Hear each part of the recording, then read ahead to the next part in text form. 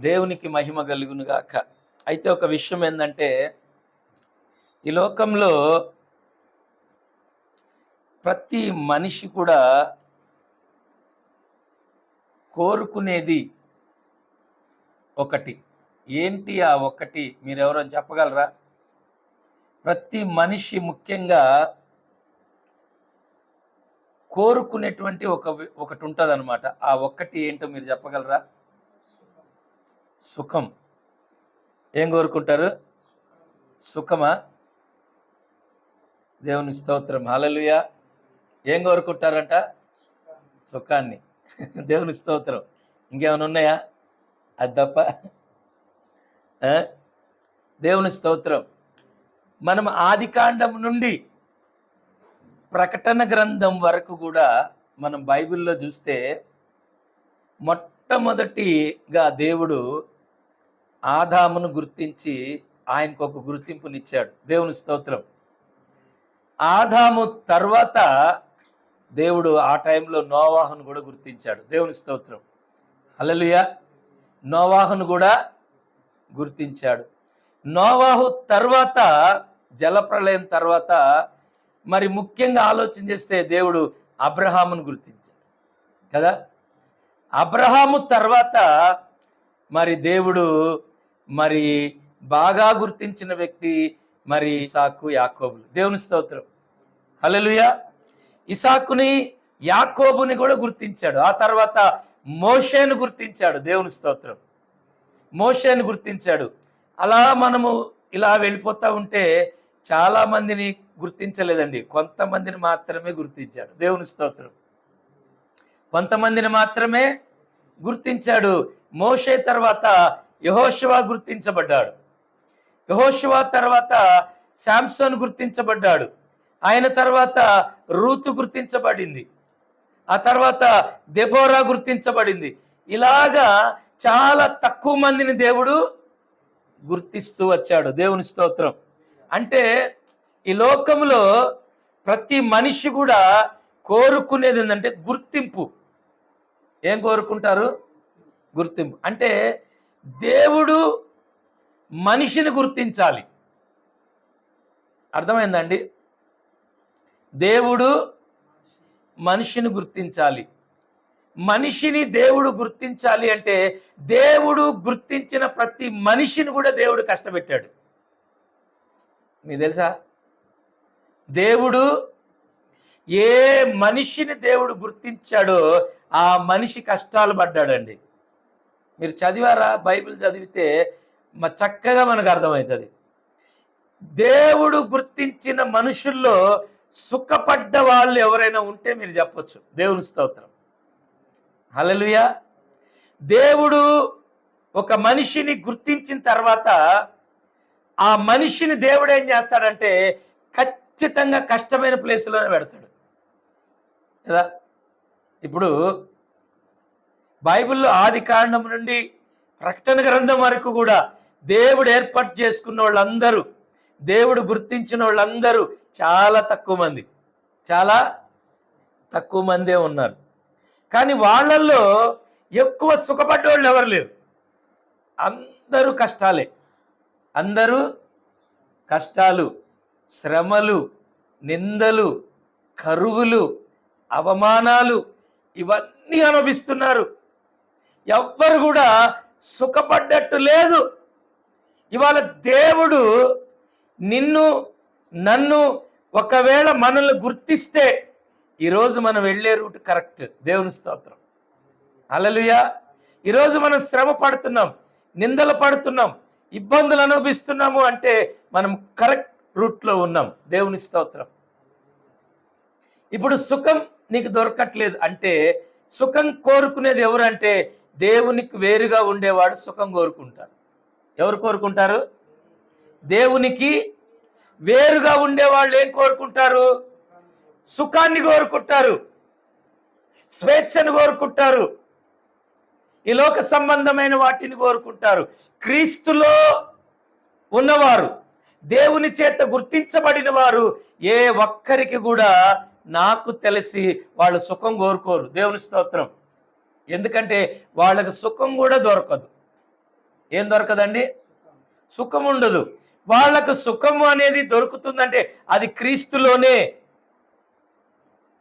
క్రీస్తుని బట్టి వారు ఆనందించాలి, క్రీస్తుని బట్టి వారు సంతోషించాలి, క్రీస్తుని బట్టి దేవుణ్ణి మహింపరచుకుంటూ వెళ్ళిపోవాలి. దేవుని స్తోత్రం, హల్లెలూయా కదండి. ఎవరికి కూడా మరి దేవుడు గుర్తించిన వారికి ఎవరికి కూడా సుఖము దొరకలేదు. ఇంకోటి ఏంటంటే వాళ్ళను దేవుడు ఎప్పుడు కూడా ఒక మంచి ప్లేస్లో పెట్టలేదు కూడా. దేవుని స్తోత్రం. ఎక్కడ పెట్టినా కూడా దేవుడు ఎన్నుకున్న వారిని క్లిష్టమైన పరిస్థితుల మధ్యలోనే పెడతాడు. అక్కడ ఎలా ఉంటాయంటే పరిస్థితులు భయంకరంగా ఉంటాయన్నమాట. దేవుని స్తోత్రం. ఎలా ఉంటాయి? భయంకరంగా ఉంటాయి. కదలటానికి మెదలటానికి కూడా అవకాశము ఉండదు. యేసుక్రీస్తు ప్రభు గురించి ప్రకటించాలంటే భయం, సువార్త ప్రకటించాలంటే భయం, ప్రార్థించాలంటే భయం, పాటలు పాడాలంటే భయం, మరి ఏదైనా కార్యక్రమాలు చేయాలని భయం, ఏదైనా ఎట్నుంచి ఏదొచ్చి ఏమొచ్చి పడితే అని భయం. అలాంటి ప్రాంతాల్లోనే దేవుడు ఏర్పాటు చేసుకున్నటువంటి తన శిష్యులను, తన బిడ్డలను దేవుడు ఏర్పాటు చేసుకున్న వారిని పెడతాడు. దేవుని స్తోత్రం, హల్లెలూయా. చూడండి, తనంతటికి తాను ఏర్పాటు చేసుకున్న వాళ్ళు ఉంటారు. అంటే నేను సేవ చేయాలి, నేనేం చేయాలి? నేను సేవ చేయాలి.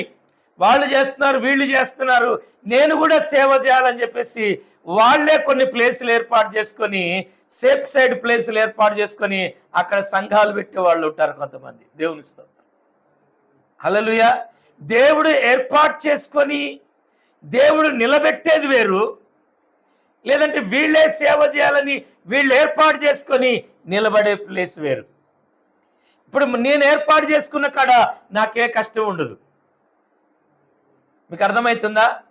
నేను ఏదైనా ఏర్పాటు చేసుకున్నాను అనుకోండి, నాకు అక్కడ ఏ కష్టము ఉండదు. ఎందుకంటే అక్కడ ఏ కష్టం లేని ప్లేస్ నేను ఏర్పాటు చేసుకుంటా. ఎందుకంటే నా చుట్టూ క్రైస్తవులు ఉంటారు, నా చుట్టూ సంఘాలు ఉంటాయి. నాకు చాలా మంది ఈ సంఘాల్లో ఉన్న నాయకులు, క్రైస్తవులు అంత బాడీ గార్డ్స్గా నాకు అక్కడ సపోర్ట్గా ఉంటారు. ఇక నేనేం చేస్తానంటే వారి మధ్యలోనే ఒక చిన్న సంఘాన్ని ఏర్పాటు చేసుకుంటా. ఆ సంఘానికి వెళ్ళే వాళ్ళని, ఈ సంఘానికి వెళ్ళే వాళ్ళని అందరినీ కూడా, కొంతమంది బలహీనులను నేను ఒక గుంపుగా పోగు చేసుకొని అక్కడ ఒక సంఘాన్ని ఏర్పాటు చేసి దాన్ని నాకు అనుకూలంగా మార్చుకుంటా. దేవుని స్తోత్రం. అప్పుడు ఏమవుతుందంటే అక్కడ నాకు ఎలాంటి కష్టము కూడా ఉండదు.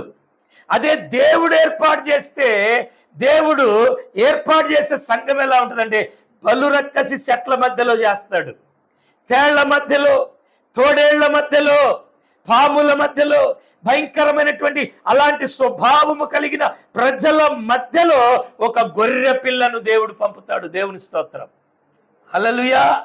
దేవుని ఏర్పాటు అలా ఉంటది, కానీ మనం చేసుకునే ఏర్పాటు ఇలా ఉంటది.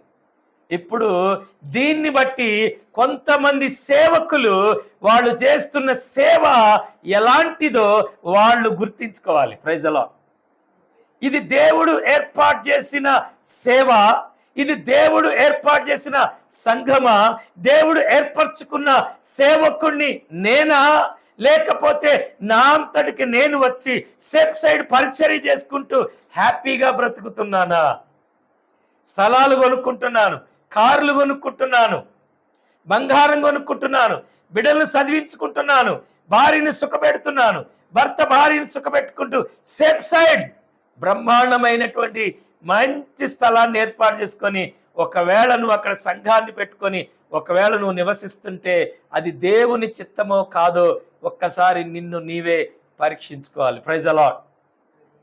దేవుడు నిన్ను అక్కడ నిలబెట్టాడా, లేదంటే నీవే ఏర్పాటు చేసుకొని నిలబడ్డావా? దేవుని స్తోత్రం అనేది నిన్ను నువ్వు గ్రహించుకొని పరిచర్య చేయాలి. ఎందుకంటే దేవుడు ఏర్పాటు చేసిన స్థలములో ఖచ్చితంగా నిందలు, అవమానాలు, శ్రమలు, కష్టాలు, కరువులు, వేదనలు, రోగాలు, అనేక శత్రు సమూహాలు మీద పడుతూనే ఉంటారు. కానీ దేవుని కాపుదల ఉంటూనే ఉంటుంది. ప్రైజ్ ది లార్డ్, హల్లెలూయా. కాబట్టి ప్రియమైన దేవుని బిడ్డలారా, ఈ లోకంలో దేవుడు కొందరిని గుర్తించాడు. గుర్తించినప్పుడు కొందరిని మోషేను ఐగుప్తికి పంపించాడు. మోషే సుఖపడిందేమీ లేదు. మరి యోనాను మరి ఆ యొక్క దేశానికి పంపించాడు. ఎక్కడికి? ఆ యొక్క దేశం పేరు ఏందండి? నినివే పట్టణానికి పంపించాడు. అక్కడ కూడా భయంకరమైనటువంటి పాపం, కరువు, భయంకరమైన పరిస్థితులు. మరి అక్కడ పంపించాడు. యెషయాని పంపించాడు. ఇలా చాలా మందిని, రకరకాల సేవకులు, ఆది అపోస్తులను మనం చూస్తే వాళ్ళు కూడా భయంకరమైనటువంటి స్థలాలకు వెళ్ళారు. దేవుని స్తోత్రం, హల్లెలూయా. ప్రతి సేవకుడు, యెహోషువ, మరి అబ్రహాము, నోవాహు, చాలా మంది ప్రవక్తలు ఉన్నారు. ఏలియా, ఎలీషా, ఇలాగ ఎంతో మంది ప్రవక్తలు కరువులు అనుభవించారు, కష్టాలు అనుభవించారు, నిందలు అనుభవించారు, శ్రమలు అనుభవించారు. దేవుని కొరకు వారు దేవుడు ఏర్పాటు చేసిన స్థలాల్లోనే ఉన్నారు. దేవుని స్తోత్రం. అక్కడ వారికి ఆహారం దొరకలేదు, నీళ్లు దొరకలేదు, ఎలాంటి సేఫ్టీ కూడా అక్కడ లేదు.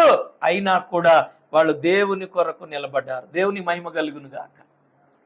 ప్రియమైన దేవుని బిడ్డలారా, గమనించండి, ఈరోజు దేవుడు ఏర్పరచుకున్నటువంటి సేవకులు ఎవరో, దేవుని ఏర్పాట్లేని వారు, వాళ్ళంతటికి వారే ఏర్పడి దేవుని పని చేయించున్న వారెవరో మనము ఈజీగా గుర్తుపట్టవచ్చు. దేవుని స్తోత్రం, హల్లెలూయా.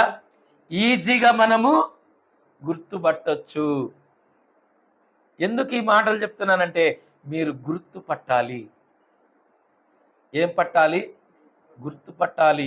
ఎవరిని దేవుడు పిలిచాడు, ఎవరు దేవునితో, దేవుడు ఎవరితో మాట్లాడుతున్నాడు, దేవుడు ఎవరిని ఏర్పరచుకున్నాడు, దేవుడు ఒక వ్యక్తిని ఏర్పరచుకున్న తర్వాత ఎలా వాడుకుంటున్నాడు, ఎలాంటి ప్లేసుల్లో వాడుకుంటున్నాడు. దేవుని స్తోత్రాలు, హల్లెలూయా.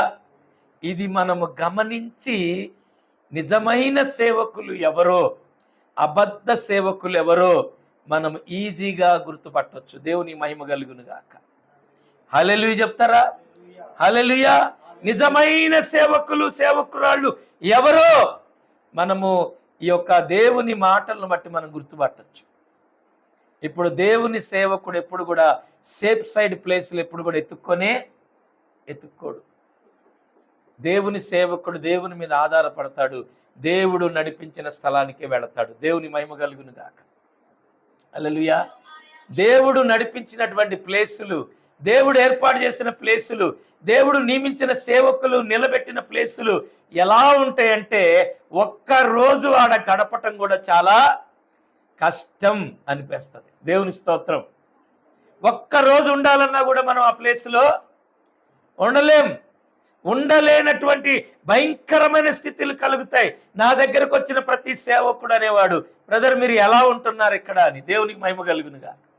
హల్లెలూయా. మీరు ఎలా ఉంటున్నారు?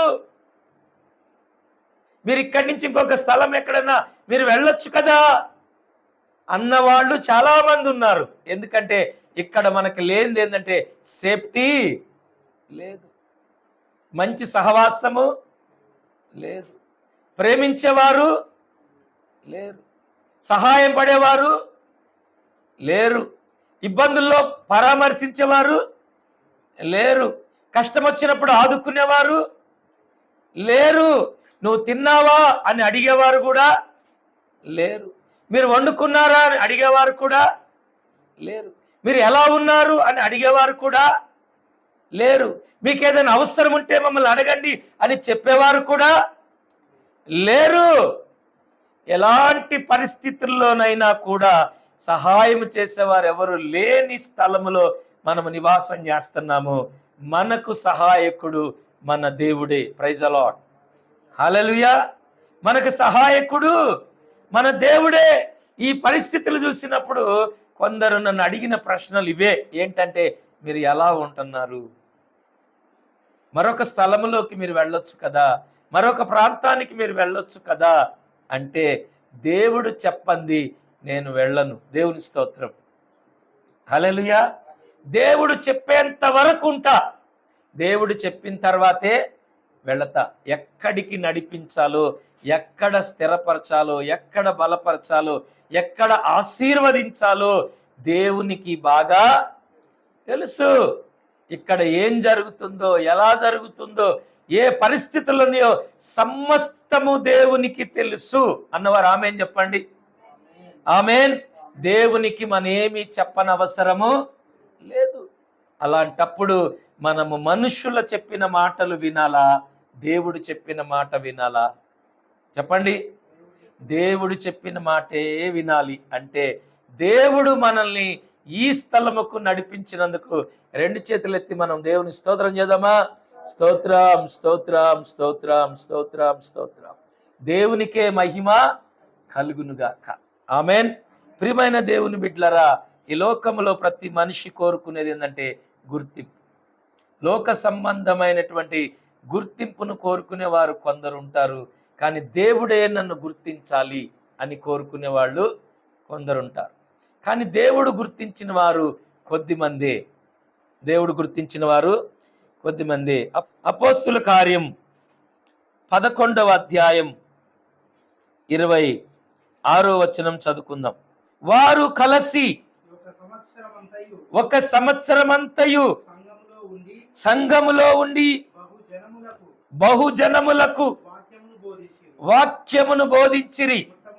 మొట్టమొదట అంత్యోకయలో శిష్యులు క్రైస్తవులు అనబడిరి. దేవునికి మహిమ కలుగును గాక.